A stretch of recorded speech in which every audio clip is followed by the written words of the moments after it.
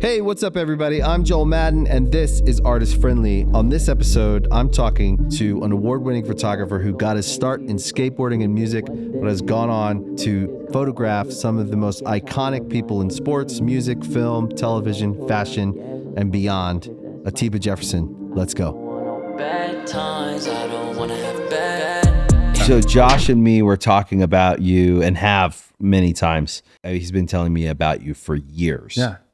Right? Yeah, no. We were talking this week because I was like, I got Atiba coming up, and I was excited to have you on. And we were talking about how we feel like you're one of the most important photographers of our time because you're coming from, and this is our theory on art. We think because you came up through skateboarding, you didn't get all the pretension that a lot of photographers who break out through fashion and other ways. So many egos I trip on. And it becomes almost like not about the simple art of capturing a moment that, like you said, the moment that'll never happen again. Who's to say when you know to push the button on that camera? 100%. And what angle? It could be a completely different picture if you were this, just moved a couple it happens inches, all the time to me. You know? And so I don't even see good, like with my photography until that Tyshawn kickflip, I always see not a bad photo, but what I can improve. Yeah. Like when I take a look at my photography, I never go, you nailed it. I go, maybe once, maybe just a smidge, the light here, this, like I just did a shoot with Caitlin Clark. Like I was so excited to shoot her, and the photos came out great. But even when I see it, I'm like, well, that's the artist, but it's your eye. Yeah. And it's your experience. Yeah. And it's your life experience, and it's your humility. Yeah. There's something about that. I'm telling you, there's something about where you come from. It's why I think we have an edge when we build businesses, because we're not coming from the same world. We're coming from a different world, and we don't have the rules, and we don't have any pretension. We think everyone's valuable. Yeah. So we're always looking at everyone because we're saying, like, who's the next special person, and what are they? It's funny. I've been doing, working with Vans, coming up on a bunch of stuff. And, you know, what I always say is like, doesn't have to be the biggest, doesn't have to be the best. What is that's special? What makes someone special? Like, it's more about finding people that are special in this day and age, I think, than finding the one that necessarily has the most followers, the one that has this. Who is that person when they walk in the room? You go, well, that's how you know someone's special. It's like, it's an amazing thing. And not everyone has that. No. Like Kobe Bryant, whenever he walked in a room, you know, like Ian Mackay, when he walks in a room, the first time I met him, he walked into family. You're like, you're fucking cool. Everyone was like, whoa. And there's so many young people like that. Like, I'm a big fan of Playboi Carti. And ever since I first met him, I was like, that kid is special. Yeah, he is. He's dope. Really, really special. And the funny thing is, he was like, it was a shoot. It was Young Thug, 21 Savage, and him for this Adidas job. And he goes, none of them know who you are. I know who you are. I'm a skater. I know exactly who you are. Like, I'm so psyched to shoot with you.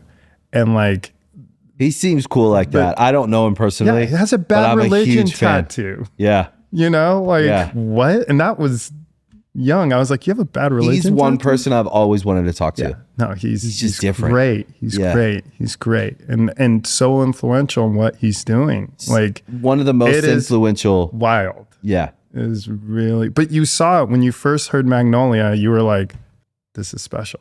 Again, another guy, Playboi Carti is another artist that I feel like moves on his own path. It's psycho. It's psycho. He does not give a fuck. Nope. He's going to do what he wants to do. That's it. And I just feel like he's so influential in leading artists down a path of do what you feel. Yeah. Don't 100%. Let the walls cave in on you of what is supposed to be big, what is supposed to be. And he's built a big career. Yeah. It's wild. Doing it his way. The last shoot I did a cover with him for XXL that he asked for me to do. He called me up and said, I need you to do this for me. I'm like, cool, let's do it. Obviously, it's going to be at night, hip hop hours, but like we did the shoot from like 10 to midnight in the studio and around the studio and went back to the music studio and listened to new music while he made the edit on everything, was cropping it and going, yep. And I was like, seeing his creative process work wasn't exactly how I would have picked it. Yeah. But I stand back and go, no, I respect your vision. Like, let him be an artist. Because I think that's the other thing too for me. And I kind of laugh at photographers that have egos, and all good if you do, and you think you're the greatest, but you're only as good as your subject when you are shooting people. Yeah. And I think photographers that shoot people are kind of low-level artists. Like, of course, we can call ourselves artists, but no. Like, to me, music is way high on that, painting and music. And you know, I kind of laugh because you can sit here and call me a very important photographer, right? But the reason why is because I shoot the things that I love and think that I'm so lucky to have those moments, and also very lucky to have picked some really cool subject matters. But I am only as good. Right. But like if I was shooting a bad basketball player, the photo would be cool, or a bad skater, it would be cool. But less iconic. Exactly. And we got it. That's okay. But, you know, that's okay. But the thing is that that's the humility. Exactly. That's the part that... And that's my ego that I can always check at the door, where there are other photographers who can't do that. And I kind of laugh at those photographers because I'm like, you're wasting so much energy on being an asshole with your ego when you have to realize you're only good because of who you shot. And I always laugh. It's a joint effort. Yeah. Oh, 100%. Making art together. 100%. And that's when it's really great to me, because when you're in a situation, I shot this. This was a really amazing shoot that I did with the Edge from U2. His wife's sister is married to this amazing dancer. And we did this show. We're actually going to take it to Cuba. And she had a handful of different photographers all shoot him. But it was improv, like there's no music, there's no communication. And so I'm in this studio and I just have my cameras and he's moving, you know, it's this improv dancing around this space. And you're not even talking to each other. Not at all. So you're just a spectator. But at the same time, I'm moving with him because you're shooting it. Like at a basketball game, I'm a spectator 100%. Right. This is where I play piano and I play a lot of jazz. So it's like improv. So if I'm seeing him go here, put his hand here, I was like, okay, wide angle down there. And it was like 45 minutes. It was the craziest shoot, like one of the wildest shoots I've ever done. And to the point, you know, there's moments where we're staring at each other throughout this, but at that very end, he's staring at me and I'm still shooting. It's like, that's it. You know, I got so consumed with creating this art with this person that I didn't even know. Photos? Loved it. I mean, it was completely different than anything that I've ever done. And I love doing that. Like for me, with photography, I never wanted to be just a skateboard photographer. To me, I always want to be the skateboard photographer that took skateboarding ideas into sports and portraiture. And that's what I've built my career on. Absolutely. That's exactly. I never, you know, there's a lot of photographers who be like, I don't shoot portraits. I only shoot action, or vice versa. And like, to me, that's just putting a limitation on yourself, which is nothing that I ever want to do. You don't feel drawn to capture video. I mean, it's not that I don't, but I think like why I love stills is because it's this singular moment that will never happen again. Yeah. And you actually stop to think about it. The composition of it, what it takes to create it is such a special thing. Yeah. Moving video is great, but only for me. Like I'll direct music videos, but very rarely. And for your friends, or yes, I gotta be into the music. Right. And documentaries. So documentary filmmaking is something I would love to see myself go more into that space. I love storytelling because that's what I do with my photography. I love documenting stuff. I did a documentary called Monochrome, which is on ESPN Plus, and it came out about 1.5 years ago. And it's the story about the Black experience in skateboarding. Wow. And yeah, it was a great project. My friend Steve Lawrence brought me in as co-director. We actually got nominated for a Sports Emmy. Awesome. And we won a Clio. So Awesome. it did Congrats. its thing. It's, you have to have ESPN Plus to watch it. So it's not ready, easily watchable for those who don't have that. But it was a great thing. And I want to continue that story. That story, we could only tell so much in such a small period. And we made it during the pandemic, which was a complete nightmare. This was like dead pandemic where testing and people traveling. So I think once we would do a part 2, we could tell that story, because it's an amazing story that a lot of people don't understand in skateboarding, because it goes from, skateboard parks and vert ramps being the gatekeeper, right? You had to be rich. Right. And then once street skating happened, all you needed was a skateboard. You went outside your door. So anyone from any walk of life all of a sudden had the access to it, versus when you had to have a skate park membership and all that stuff to do it. Once street skating happened, it was open to every walk of life. That's the key for all things. Yeah. Access. Yeah. Isn't it interesting? Like the ideas around certain things that have been kept and not accessible to people unless they have a certain amount of money, they live in a certain area. Yeah. Think about that too. Like, where do they build the skate parks? Exactly. I grew up in Colorado, and I grew up about an hour and a half south of any snowboarding ski resort, right? Never skied or snowboarded once because I couldn't afford it. Right. It's so expensive. Yeah. People would be like, what? You grew up in Colorado? I'm like, didn't happen one time in my life. That's funny. I always joke with my wife, because obviously now I have the means to ski or snowboard, but I didn't growing up. So you just don't do it. Yeah. It's a rich person thing. 100%. And we joke now because my kids can ski and snowboard. They have access to it and they can do it. Yeah. And it's funny how when you give a kid anything, they figure it out. Those early years of development are the most important time to develop all your abilities and your idea of what you're capable of. Yeah. All happen in those first 13 years, I think. Yeah. I couldn't agree more. I love golfing, and I'm a terrible golfer. I picked it up at 20, probably 23. I love golf 24. Too, and I'm a terrible golfer, but I've been doing it 20 years together. Oh yeah, I have fun. I never get mad. I know I suck. There was a period where I took it very serious, and I know I'm just never going to be good.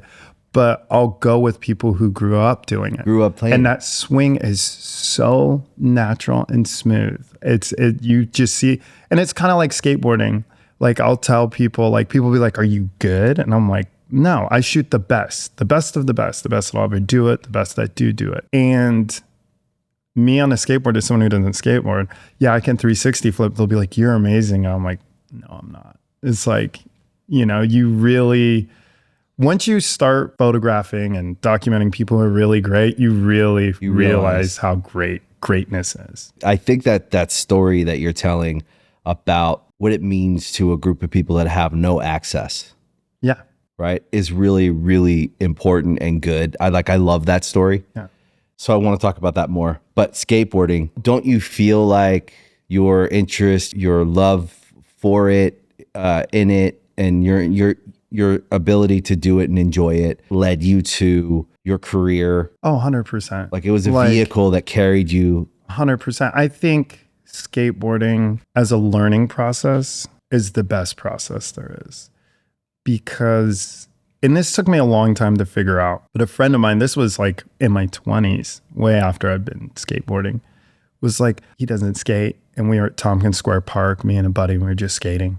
And he's like, you just fall all day. You're not making anything. You suck. Yeah, kind of 90% of the time you're falling. He's like, why do you do that?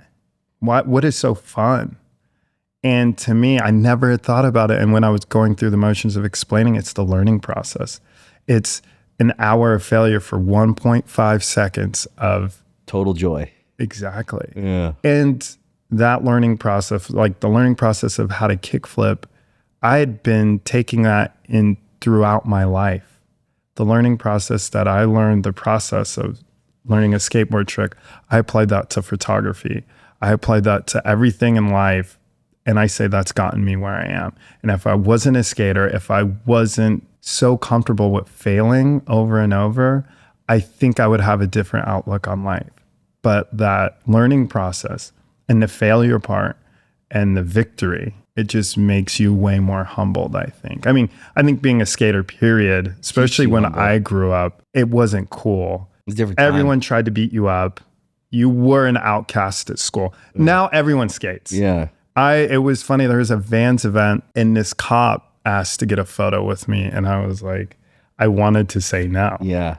I wanted to be like, no, I can't do that. You know, and I couldn't because I'm not a mean person. Yeah. But I was like, my life has gotten to the point that a cop wants a photo and he's showing me his clips. This guy fully skates. Yeah. You know, and that's just where we're at in 2024, right? Like, you know, but for me growing up and feeling like when I saw someone with a scraped up, like ollie hole in their shoe, knowing that they were a skater, you know, just you skate, I skate, where there's very few of us. That led me just to always searching out that bond with people. And it doesn't necessarily need to be skate now at this point, but you realize how special it is to connect with people over a passion that they love. Yeah. Were you a skater first or a photographer first? Skater. Skateboarding has led me to loving art and graffiti, board graphics. I say this all the time. Yeah.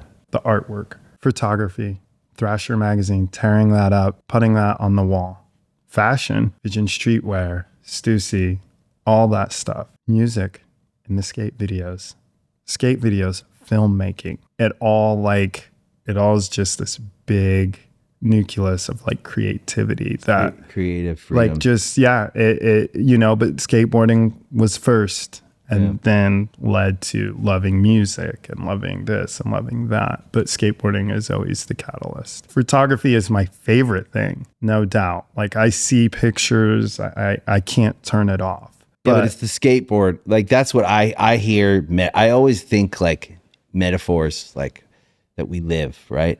Like the skateboard is the vehicle that carried you forward 100%. as long as you got back up. Yeah. And you kept trying. And I love skateboarding. Like once a week, I have a mini ramp in my backyard. Once a week, I go to Frogtown to the skate park to skate. Oh, that's cool. I make my time to skate. Like, whereas my twin, he's like, he'll skate every 6 months. I'm like, that's crazy. I like go crazy if I can't skate for myself, by myself, like with my friends. But for me, it's always tough because if I'm out going skating and shooting a pro skater, I'm going to a 16 stair handrail. I'm not going to skate that. Right. Very seldom am I on a session where it's like a small ledge that I love ledge skating. Yeah. So, and I have a group of friends, Tim Robinson I was talking about earlier, who's in my age bracket, and we make sure we have our own sessions. How old are you? 47. Okay, I'm 45. Okay, yeah. We grew up in the same era. Yes, yeah. It's funny, you know, when you think about the era of these ideas that we were interested in, skating, music, right? Starting a band in your garage or whatever, that weren't valuable at the time. It wasn't like TikTok or there wasn't a platform where you could overnight get some kind of attention and see like, it's working.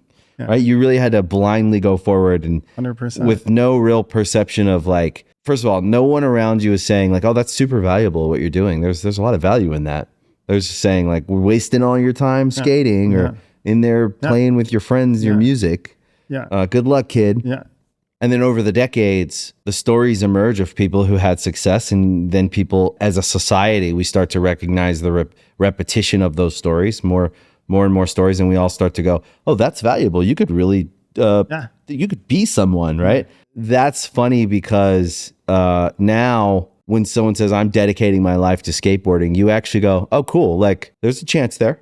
100%. I mean, now it's Olympic sport. Versus the 90s, you're like, I'm dedicating my life to this. Even photography, right? 100%. Like I never planned, my plan was never to come to California and become this big photographer and be in video games or whatever the merits over, 300 covers of different magazines. Yeah. Like that wasn't the goal. My goal was literally like, I want warm weather. I'm going to work at 7-Eleven, but I'm going to be able to skate. That was me peaking. How old were you? 18 when we moved. Wow. Yeah. And you and your brother? Mm-hmm. Yeah. Just the two of you? Just the two of us. Just broke. Came out. Broke. Like I actually was working at a skate shop in Colorado Springs called BC Surf and Sport. We started working really young.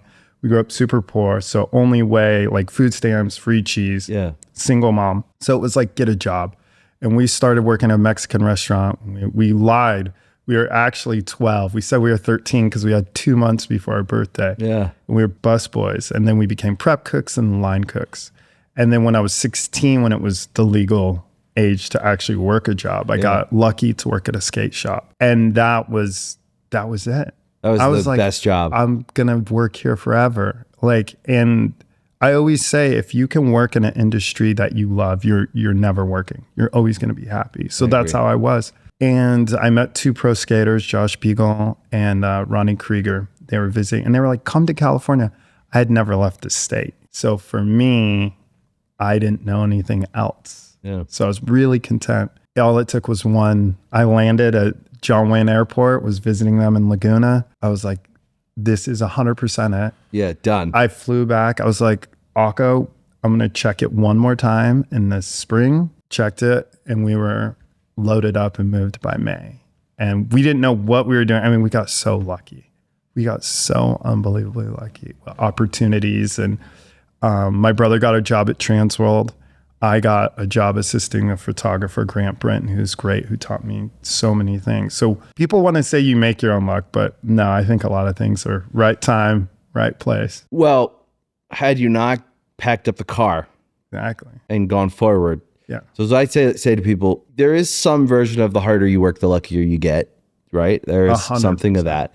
But you have to go down the road. You have to go forward. Yeah, you got to try. You got to try, not knowing. You got to be compelled to go forward by a feeling like, I think something's down that road, I'm going to go. Yeah. Not knowing what it is. Yeah. And then the happy surprises are each little opportunity. You go, is this it? This might be the reason I did this. And then you can't fully judge it though. And the patience. The patience. The patience is like such a crucial thing that I look back at people now, and this is what's crazy too. I do a good amount of lecturing at colleges now with Canon camera because I'm an ambassador. So there's a whole program dedicated to education and workshop, which has been unbelievable. But so many of the younger kids are like, yeah, but how do I get to where you're at? You're like, a lot of time and effort. And that's what I always tell them, just to be patient. It's not going to happen overnight. And it didn't for me. But, not worrying about the success rate and like what I needed to get from point A to point B never made me, like want to give up. I think that's what people can give up. But I also think that's what can really motivate people. And I have I know people who are like, I want to be a photographer because I want to make money off of it. I always was like, that's wild. I know people have done that. So there's no specific way of doing it. Yeah. I talk to my therapist about this all the time. Energy and effort over time always equals results. Yeah. We don't know what they are. Yeah. And then you get older, you get more experience, right? Then you have experience. So it's really informed, organized effort. Yeah. And then you just keep refining, and the opportunities get bigger because you stay in the space. You have to stay in the space. You can't change directions and completely jump out of the space. You can do that, but there's a bit of starting over when you do that, right? If you were like, I'm going to go and I'm going to be a doctor. Yeah. You're like, okay, I got to change but if you're in and around the space of art. Yeah. Creativity. It can there's be no college needed. There's no. Right. It's just the sooner you get to it and the sooner you start putting forth effort, you can start to figure out and realize your path. The creative space can be cloudier because it's not so. It's a little bit more in this time that we're in. There are lines you can see that other people have done, and you could replicate what they do on social media or this or that. Yeah, exactly. But the creative endeavor as a whole generally is one of trusting your gut and going forward and doing things that you believe in, things you love, and then you'll figure out what it becomes or what the results mean. Yeah, because I think it's always being true to your art form and, your passion of what you do. I've been tripping lately on like Tyler, the Creator, because he's like a kid who I've seen since he was a little kid. I love Tyler. Hanging out, him breaking down boxes in the back of Supreme. Yeah. And I remember seeing him around Fairfax. Yeah. And now he's got an LV line. Like that. It's the proof. And he never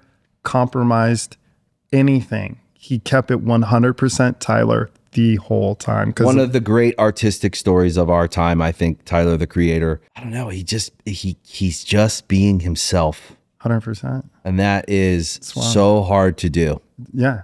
When the world tells you not to be yourself, and they do it explicitly and they do it implicitly. Yeah, 100%. Because they want Yonkers, they want this one thing over and over and over and over, and it's like, nah. And he is like overtly like, fuck you. Yeah, always. And he's always kind of been that dude, and that's the one consistent thing with him. But you look at it and just like where he's at and what he's done musically and with fashion and art, and you're like, this is wild. Like, I literally have watched this kid just keep it 100. I watched him at the carnival this year, and I hadn't seen him perform in a little bit, and I'm like, this is wild. Yeah, like, it's awesome. You know, I did like a tour, Big Day Out with him in like 2011, you know, and like to see, and that was already things were starting, but nowhere near where they are now. It feels like he just makes his decisions and sticks with his. Yeah, 100%. Because that's what he's been doing the whole time. And there's certain people like that where you're almost like, they saw their vision from day one. And they didn't compromise. Didn't compromise. Yeah, I love him. I don't even know him. I saw him around when he was younger. Yeah.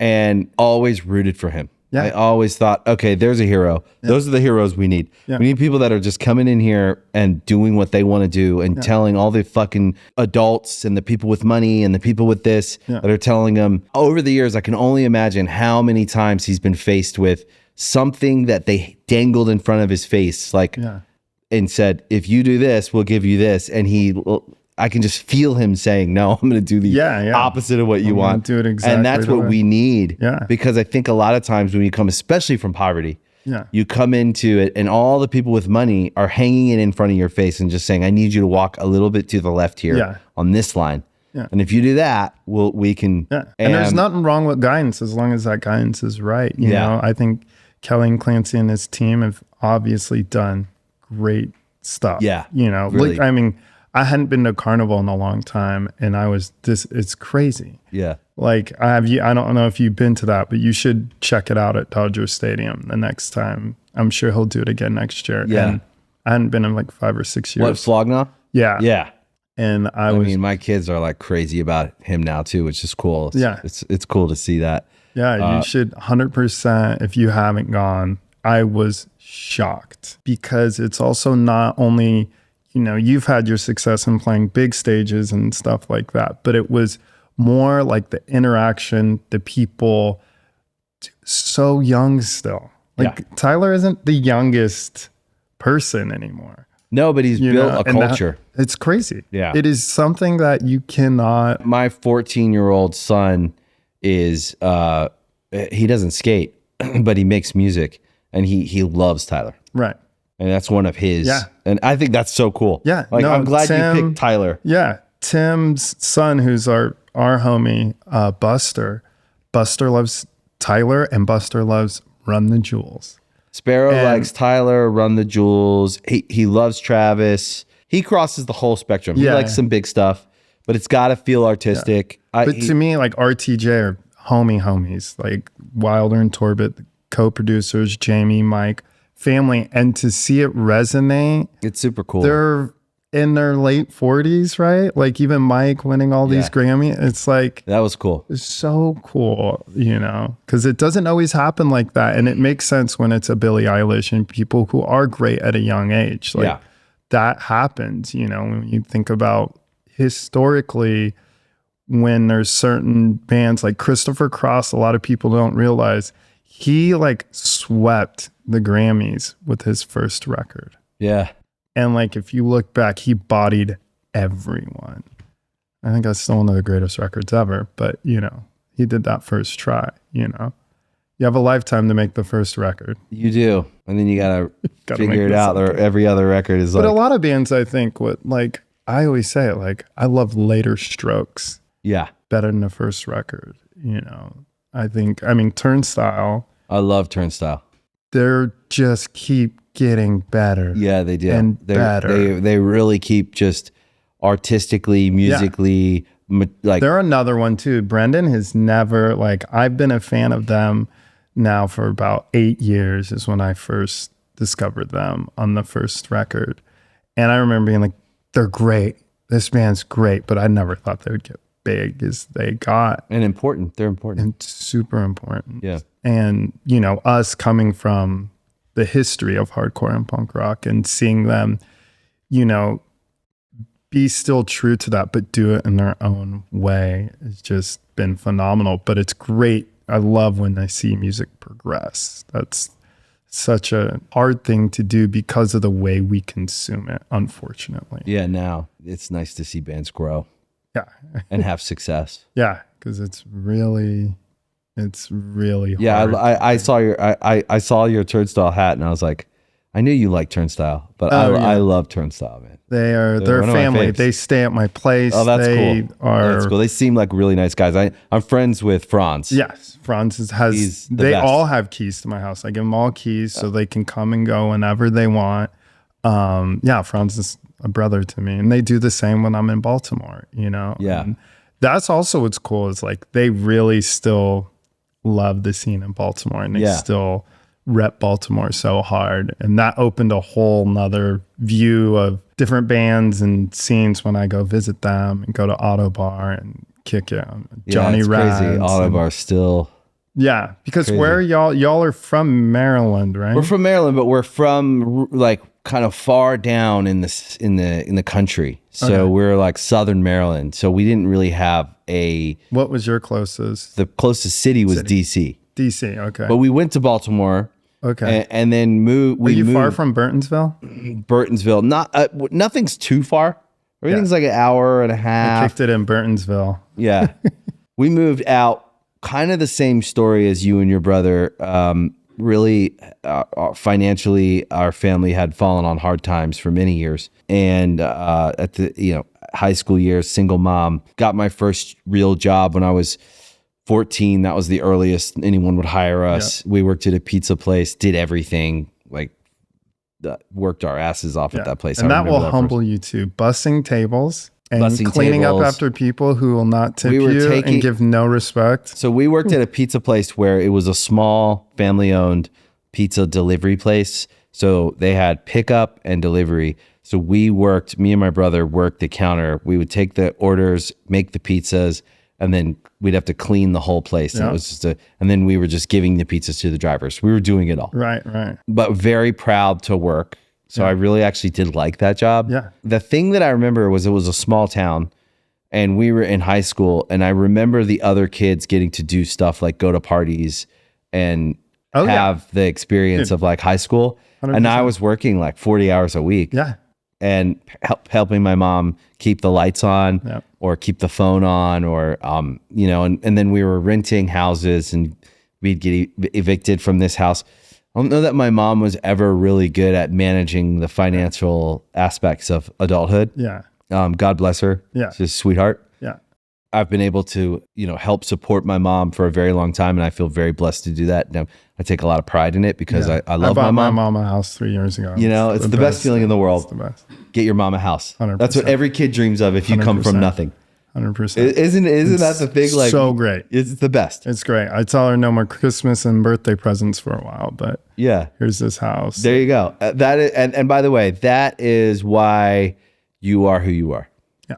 I mean, when you come from what you come from, you just realize that's a whole deeper conversation because I think our government is just terrible at the elderly and Social Security and, Medicaid and Medicare. And like my mom would be basically homeless collecting what was rightfully hers. Yeah.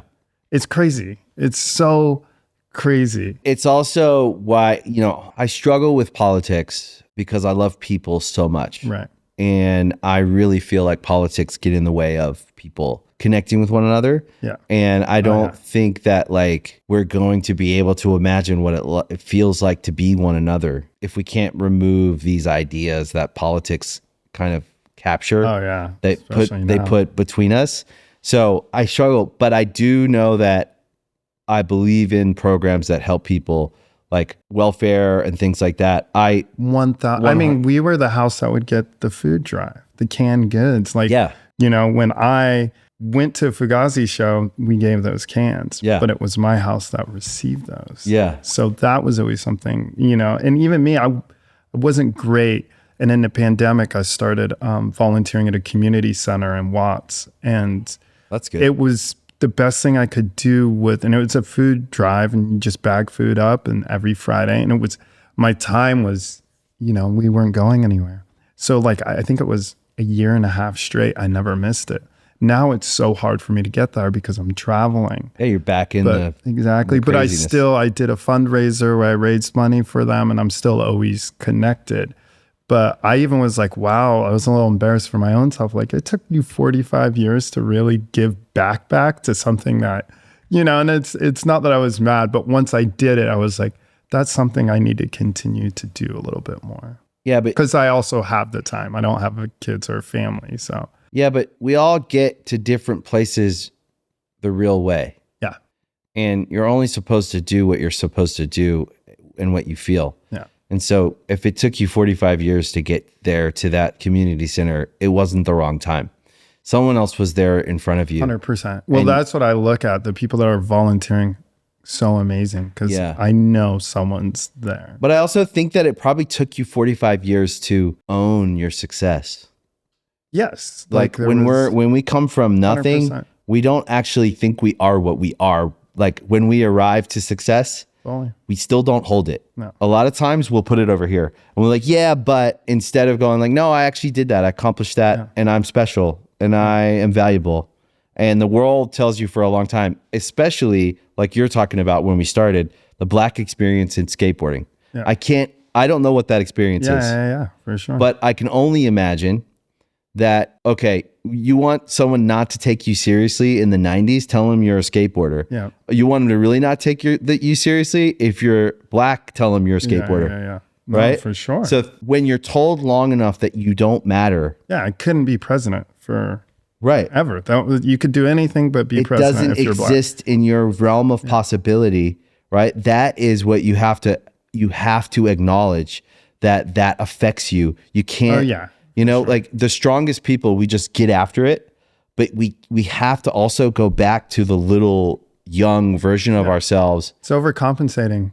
Yeah. I always say all the time, like, I'm going to be somebody. Yeah. Like my success and everything I do and my work ethic was overcompensating for being poor. And only until now that I'm older, do I start realizing like, oh, you should just chill and enjoy things. Take a little more vacations. Do those things you don't like. I used to feel like I had to shoot a photo every day, and like me coming here at 2:00, I'd be like, why am I not in the streets? And like, as much as I love being in the streets and shooting that, I also realize like you've been doing that for 30 plus years. Now's kind of the time to. It's okay. It's okay. 100%. Like you're not like, I am not the skate photographer I was 10 years ago who was like at every like monumental moment, but that's okay because I did that for 20 years. But I still love it. And the fact that like, there's this Thrasher cover, I don't know if you've seen it, of this kid Tyshawn Jones kick flipping the train tracks. Yeah. Everyone brings this photo up to me. I had in my whole career that never happened, Right. So the fact that I was able to do that at like 45, I was like, oh, wow, that's insane. I told myself I wouldn't be shooting street skating after 40. And here I am 47 and I still like have my crews that I love rolling with and still want to see them be successful with the help of my photography. So yeah, I got a couple more years. I think that you should do what you feel compelled to do, but I do think that, like I was saying, like if it took me 45 years to get to a place where I thought it would matter that I would go to a community center, right? It took me 45 years to realize that it does matter. Yeah. Because when we're little, we're like, I'm going to be somebody because we feel like we're no one. Yeah. And then somewhere in our life, we actually do become someone. We become ourselves. Yeah. The thing that I had to get to was like, that's actually enough. Yeah. To be myself. 100%. To have arrived to the place where I like myself. Yeah. Maybe why Tyler inspires me. Yeah. He held the line. 100%. And he said, I'm me. And if you don't want me, fine. I'm just going to keep going on and being me. Yeah. And that's what I struggled with, was like feeling like I was valuable at all. Yeah. It's like doing this show. It took me 4 years. Right. Because in my mind, I'm like, why would I even do that? I want to do it, but does it matter? Does anyone want to hear? Blah, blah, blah. And then at somewhere in there, I went, no, you know what? I want to do it. I don't care. Exactly. And that's what I think we all, especially if we come from a place where we felt or were made to feel like we don't matter. What we want to do doesn't matter. Yeah. What's the point, right? It's this like learned hopelessness we get from all kinds of places. Totally. For all different reasons. And that's why the Black experience in skateboarding needs to be told again and again, always. From this angle, from that angle. Totally. And all those stories, and not just in skateboarding, Yeah, all the stories of the people. Music. You think about the Bad Brains, a Black punk band. What? And here we are all standing on their shoulders. Still. Yeah. No, it's crazy. It is such a great, like that band specifically. It's crazy. Is such a wild story. And like, I remember before I even skated, I went into, my mom raised us on great music, took us to see Peter Tosh. That's like one of my first memories. And she would always go to the record store. I remember she brought the Specials record home. I was like, why do they look different? Because it was mostly just reggae. And I heard the Bad Brains. I heard Eye Against Eye, and I remember being like, this is so cool. I was 12 years old. And that same day, we went across the street and we saw a skate demo, and it was Matt Hensley and Ron Allen, a black skater. And I was like, skating had already been like Police Academy 4 and Cleaning the Cube. Yeah. But we hadn't got into it. And I remember seeing Ron and being like so inspired. But it was crazy to think about, like, one day all that stuff came back. And then 2010, I was able to go on tour, like a small West Coast tour, photographing Bad Brains, like original lineup. And that changed my life. You know, I was able to become very good friends with them and still talk to Daryl all the time. But I think back at it, and it is always tough because, you know, you see the growth of bands like yourself that have gotten really big, Green Days and Blinks, you know, because of the inspiration of the Brains. Yeah. But like, straight up, you know, you see the Misfits. The Misfits won. Get that big of a bag and you're just this punk band? That's, yeah. You know what I mean? Not that it's all about money, but you're like, you know, as much as we were like, will the Misfits ever get back together? And then that's the way it happens. It's pretty wild. Yeah, it isn't about the money, but it is about the money. It's about being able to live. Yeah. And like, why shouldn't, you know, I still see there's a fundraiser for HR coming up. And I'm like, that sucks. That really, and I'm a big jazz fan. And that's been happening in jazz for many, many years. You just know jazz musicians are poor. Like, it's like you associate jazz musician, poverty. Yeah. Like trying to get a stand-up bass in a cab and starving artist. New York City at 75 years old. Crazy. It's really heavy to think about. Whereas other ways you can hit it big and write a song with auto-tune and AI now. And and you can't be mad at that either. You know, it is what it is. They're two different things. You know, there's the gamification of art and the monetization of it all is a bit gamified. You see people who play the game well. I kind of probably sat somewhere in between. I really love art, but I was driven to make a living because I truly think part of our dream of being artists was to make it big and be rich and stuff. Yeah. And there's nothing wrong with that. Yeah. When you're poor, you think that this is this is the way I could do that. So I couldn't go to college. And isn't rich like, it's all different, right? Like people will call me rich and I'm like, well, no, I'm not $20 million in the bank rich, but yes, like, am I driving a nice car? Yes. Do I own a house? Yes. Like I've done the things that are way further than and I'm content. But I also, you know, I did some pretty corny things to get to where I'm at. And I was fine with that because I'm like, if I'm doing this thing for this corny company, mom's house is good. At the time I was like, I'm eating And I don't know when I'm going to get this opportunity again. No, and that comes from the way we grew up. Yeah. I say yes to everything. So I think that there's something about what you do, infusing it into the corporate world of brands. One, for the artistic aspect. Two, I do still think the aspiration of photographers should aspire to greatness, whatever that means. And that in culturally speaking, it's important on all these levels, right? All the way up to the big money corporate brand world to down to the street level. Yeah. I think it's just to who the artist is and wants to be, right? Yeah. Like it's like Travis doing McDonald's. Yeah, I loved it, by the way. That was like, I was it's so happy. still one of my favorite fries next to In-N-Out. I can't deny that. I think what they stand for is obviously not good and, environmentally, but I'm like, but I got all the that's Happy the Meal way toys. I think. Whereas, Ian's like, fuck that for life. And it just depends on the person you are. And I just look at things, I always say I'm a very hyper positive person.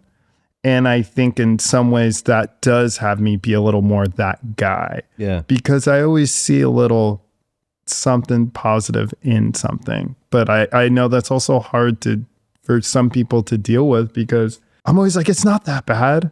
Sometimes it is for people, But for me, I'm like, my life is fucking great. Like I literally have, like I woke up today, day 2 of the hangover from the wedding, and I was like, your life's good. What do you got to do today? Make a smoothie, go do a podcast, and like lurk, like see if anyone's skating, go ride my bike, get some new cleats. Like it's but I set myself up for that. You earned that. You earned it. Yeah. There's plenty of days you didn't get to do that. No, for sure. And like tomorrow I'll be booked and the next day. And I even said for this wedding, I'm like, it's always like, for a photographer, you want work, book a vacation. Like that quote is so unbelievably true. Like plan a vacation. I was in the Florida Keys and got a call to shoot Jimmy Butler the day of the wedding. And I was like, okay, it's 2 hours back from Miami to the wedding. If y'all can have me out of there by 12:30, I'll do the shoot. Did you do it? No, the shoot pushed till 4. Yeah. So I was like, I can't do it. Luckily I'd shot Jimmy twice, so it wasn't like. He's cool. He's so cool. The whole emo thing. Yeah, it's funny. Yeah, it's cool. It's so, that's what I mean. That's like where the crossing, especially in the sports world. Like sports world is so notoriously not cool. Yeah. And it's always been just no one had the platform. And no one. Like Kareem Abdul-Jabbar was going to Martin Luther King speeches and going to see Miles Davis and John Coltrane at night. Like that's mind blowing. Yeah. Like I talked to him and be like, I'd finish a game, go right to the club. I loved being in New York. Loved playing in New York because I knew I was going to see good jazz that night. That's amazing. Yeah. Yeah, it's cool to see athletes express themselves and do other shit. Yeah. It's such a hardcore world. It's such a hardcore world. Yeah. It's such a box that it's such a box they get put into, and it's so. And they're real people with real likes and interests and 100% other shit, like simple people that just want. Kevin Durant loves Genghis Cohen. Who would have thought? That's crazy. Like that's one of his restaurants. That's pretty cool. Exactly. Yeah. That dude, like there's so many, I think we put him on the pedestal. Well, they're under a lot of pressure and weight to be these role models and all this stuff. And I think anyone who's successful is to some degree, but athletes especially are expected. Yeah, way more. I mean, what it's like with your own success, and I always say that like people will approach me like the cop did or whatever. And I'm always like, my brother always like, you're not famous, you're popular. That's his whole thing. What's your brother do? He's a creative director. He's a creative director at Vans. So cool. We were always working together. So he's artistic too. Oh yeah. He's a great graphic designer. He's like, we work together and we've worked together. We worked at Transworld together. He did, if you remember, Warp, which turned into Stance. You're old enough to remember that. And then he was at Soul Tech, which was like Etnies in the America for a big chunk. And then we started what was called the Skateboard Mag from 2004 to, I left around 16, if I'm correct. Then he went and did a little work for Beats by Dre, and he's been at Vans for about 7 years. And you guys are twins? Identical twins. And best like friends. if he walked in here, you wouldn't even know the difference. Do you live near each other? We live in Silver Lake. You couldn't be better friends, but also like, you know how it is. Yeah. Like I'm the younger one to him. I'm the He's younger one, too. 13 minutes. So, 5 minutes. 5 minutes. Wow. me. That's still long. Yeah. And y'all are identical? Identical. So yeah, there's a special bond. Best friends. But we fought physically up until like, I think the last time was probably like 6 years ago, where it was just like a mellow choke out. But I was like, dude, we're in our 40s choking each other out. We What's stopped going physical fighting in our 20s. Right. Late 20s, I'd say, was the last physical fight we ever got into. It was pretty bad. Yeah. There was some other stuff, but I also think we just didn't have the emotional tools to communicate with one another. And then we started actually working on it. Went to therapy. Yeah. Went to therapy together. Yeah, that's amazing because I do therapy. My brother's never gone to a therapist. Together is amazing. And I'm like, dude, you need to go to therapy. We still do maybe once a month. That's great. Like, Yeah. it's not planned, but on average, it's and once it's like a month. good of friends as we are. Like it's taken a long time for us. Like there are points where, because we have the same friends, and we would get in these arguments and not talk to each other. And do like, I'm not calling him. Like, I'm not going to call him. Fuck him. And like, it would get awkward because we group call our, like the same best friends. Yeah. We call each other all day. Like I talk to my brother for easily an hour and a half every single day. Me too. And it's just like headsets in, I'm doing this, Catching he's up. doing that. Like anytime Same. you're in the car, we're calling. But we would get into these things. And then I got older and I was like, it's a waste of time. And not saying that I took the high road or if he took the high road, but I started to realize don't let the arguments escalate. Yeah.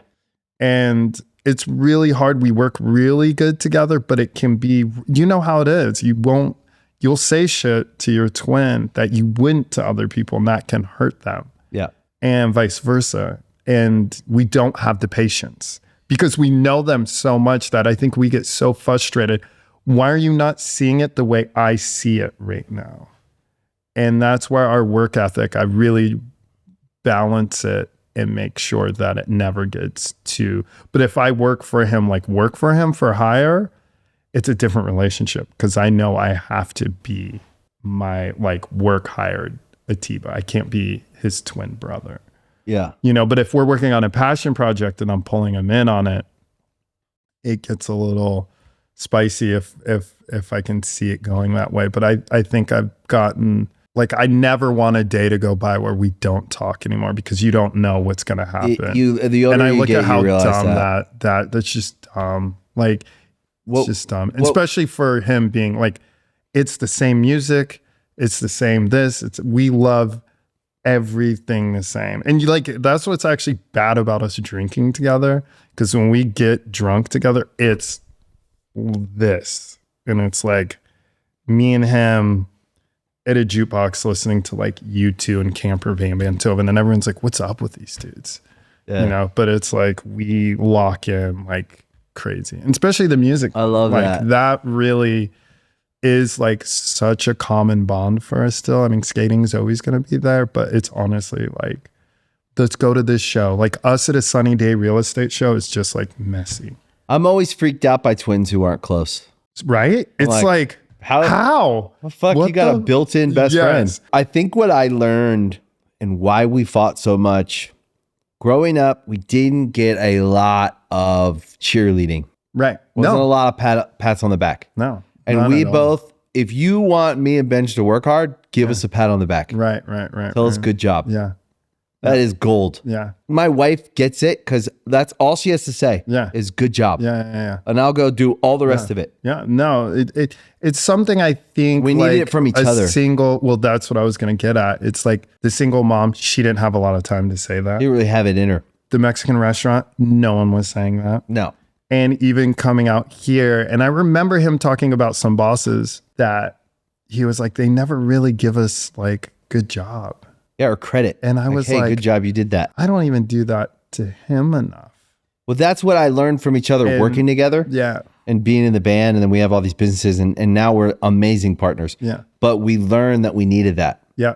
And then we started doing that. Yeah. Started saying, hey, good job, or thank you. Yeah. Hey, man, thank you. I know, thank you, and good. And we're still like, he just laid out this record. I'm like, damn, I don't think I ever really was like, I already told him it looks dope, but I like need to go back and be like, everybody was happy. It's all turned in. Good job. Good job. Or just every now and then I'll say to my brother, thank you. We assume that thank you is coming by us always asking to work together. Yeah. And I think we just get too lazy to be like. And if he said, hey, like if my brother said to me, hey, it really hurt my feelings that you didn't say good job, I'd go, oh my God, dude, I thought you already knew. Yeah. I'm sorry. You did do a good job. Yeah. But like we were raised in these situations where life is hard, and the through line was, I'll give you something to cry about. Yeah. I was like, that's what we all heard as kids. Yeah. Like, I'll give you something to cry about. But if you're hurt and you're crying, that's a real thing. Like to stop and say, hey, I understand you're upset and validate it, you'd probably stop crying. Yeah. But that's what I learned in therapy was with my brother was like, oh, we just need to like express when we need something. Yes. Hey, I need your support. It's talking to and not being talked at. You know, like therapy is so basic. Yeah. And I remember because I was married and I went through divorce, and it was that I was like, oh, therapist is for like white people. Like, I don't need that. Yeah. And I went, and she told me I had grown a lot. And I remember hearing that and going through some time and then being like, I need a therapist just like an oil change. Yeah. And I had my therapist, Joel, and it was great. Like sometimes I would talk to him like once every 6 months. Sometimes I would be like, I'm going through something. I need you. Like it was unfortunate he passed away, which was something no one prepares us for. Yeah. It's like a crazy like Curb Your Enthusiasm moment where I'm like, no one talks about if your therapist passes. Yeah. And it was a really trippy thing. Yeah, they become a really important source of something for you. Yeah, and I felt like definitely weird, like it's selfish. Yeah. But you felt a little abandoned in this weird way. But, you know, life goes on. But therapy for me has always been a really special thing. But I also think going back to the twin thing, that's a little different. Like you and him built like this band, right? Yeah. Me and Akko have built a career, but it's always been, are you Atiba? Like, are you, you know? And like that gets to know, like, I know he's a dick. Like I watch him be like, no, it's not me. And he's like, dude, just be chill. Yeah. But for him, that's a dynamic that, you know, I always go, oh, okay. Like I am probably a little annoying at times just by being that dude that's always kind of doing stuff. Yeah. That's always. Josh has had to deal with it his whole life. Yeah.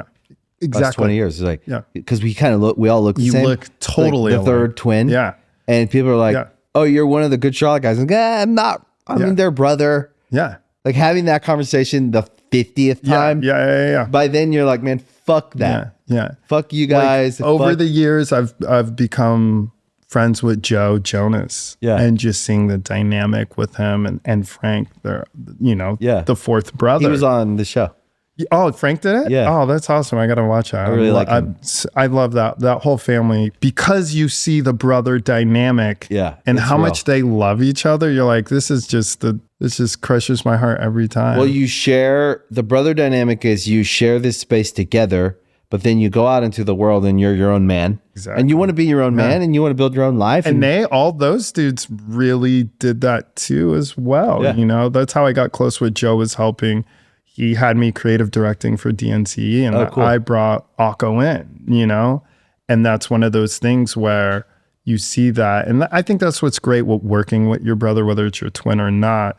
It's a very special thing because when you see other twins or siblings that don't, and they can't talk to you, they don't talk every day and they don't share the successes. Like my brother just hired me for this Vans event that was downtown where they built these big obstacles, and I shot a photo that people were freaking out about, and it's like, did you shoot Idris? I haven't shot Idris. I love Idris. Idris is awesome. We follow each other. Dude, and he's awesome. I need to he tap is the into real. that. He's great. He is, because he did a Vans photo, so I was like, I wonder. Yeah, my brother creative directed Dude, that. Idris, that whole shoot, and that made me love Vans. Yeah. because Idris is a real one. Yeah. He's an amazing my brother artist. is really good. Like he had Salem play, which Salem hasn't played her since 2011. So in Paris, Texas, has some stuff they did with Vans. So I thought that was so cool. And they let him do a photo where he didn't show his face. yeah. No, my brother, I'm excited for the new stuff with Vans. It's cool. And to bring, especially a lot of music and art into that space. It's already great with skating, but I already have a long list of some cool people that I'm like, if I'm going to do any project with Vans, I want it to be just like he's been doing.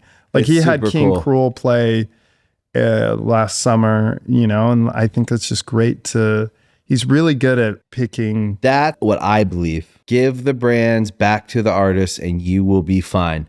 100%. Because the artists that really fuck with you will do it. You don't even have to worry about just find the real artists and give them the freedom to play in the space. Yeah, 100%. Let Idris take the photo with his shirt over his head. Yeah. That's going to be cool. Yeah. Trust me. Yeah. And for you to even bring that up is great. And that's, I think there's, the footwear and all that stuff, there's a lot of, and just branding, not even footwear, just branding. There's a lot of competition. Yeah. And you got the bigs that are really doing it, your Nike and Adidas. And, I think the coolest thing with Vans is culturally, you're the first skate shoe. Yep. That is such a fun area to Classics play in. never die. And you're always going to be classic. in such a good space leaning in. Heritage Thrasher magazine. Yeah. I competed with that logo for so many years, for 20 plus years of my career. When I work for Thrasher now, it felt so good to be like, let me put that shirt on like I was a little kid. Because sometimes when your heritage is so strong, I think that's the same with music. Like when you see SST or Discord, like Verve, Impulse, like Blue Note, like it's crazy to think about that heritage. And it takes a long time to build that. Yeah. It's great. Atiba, thanks, dude. Yeah. So We great good? to have you. Yeah. I hope you enjoyed today's episode of Artist Friendly. If you really liked it, you can follow, subscribe to the show anywhere you listen to podcasts, Spotify, Apple, Amazon. We appreciate your support, and we'll see you next time. Bad times.